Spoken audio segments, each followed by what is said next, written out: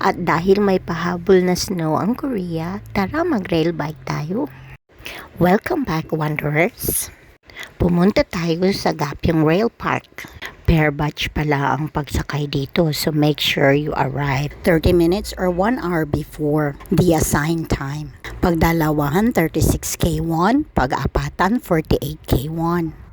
I know, medyo pricey, pero sa tulad ko na kailangan mag-exercise, I think this is worth it. Besides, riding in the snow is safer for me than walking on it. As you know, kagagaling ko pa lang sa surgery ng paa ko. Next to the parking and ticket booth, meron silang photo zone or pwede ding sabihing warming area kasi kailangan mo mag-warm up.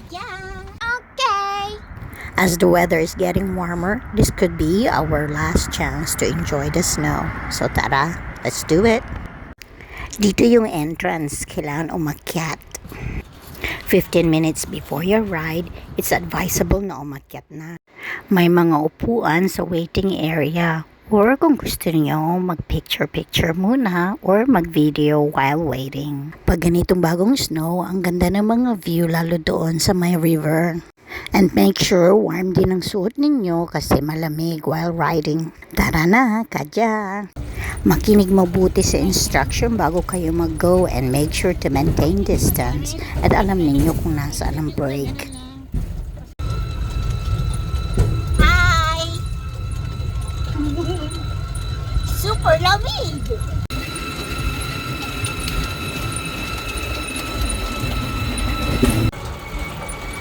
Mag-selfie ka na sa'yo naman. Ipasa ko sa'yo. Hindi yung sa'yo.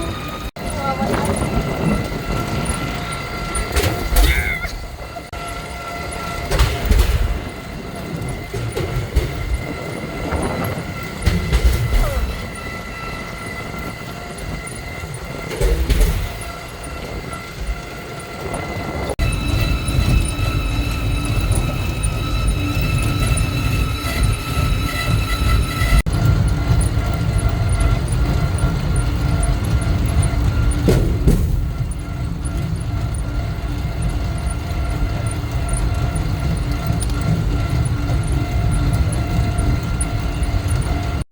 Tig 30 minutes ang papunta at 30 minutes din pabalik. So all in all, 1 hour yung ride ninyo.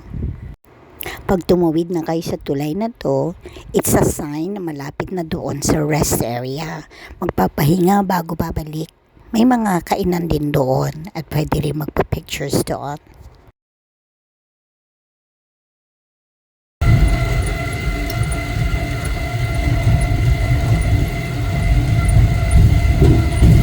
And finally, we're here. Hindi na ako namili ng pagkain doon. Punta lang ako sa toilet and then nagpicture-picture lang ako. Make sure matandaan nyo pala yung number ng bike ninyo kasi hindi pwedeng magpalit. At maging aware din pag time na to go kasi i-announce nila yon. May booth din doon na pwedeng mag-claim yung pictures ninyo kasi may mga camera sa rails. Pwede rin hindi i-claim kung ayaw ninyo yung mukha ninyo. May bayad syempre. Ayan, pabalik na tayo, another 30 minutes. At syempre, hindi pa rin maiwasan mag-video. Pero I suggest, try nyo i-enjoy kahit nag-video kayo.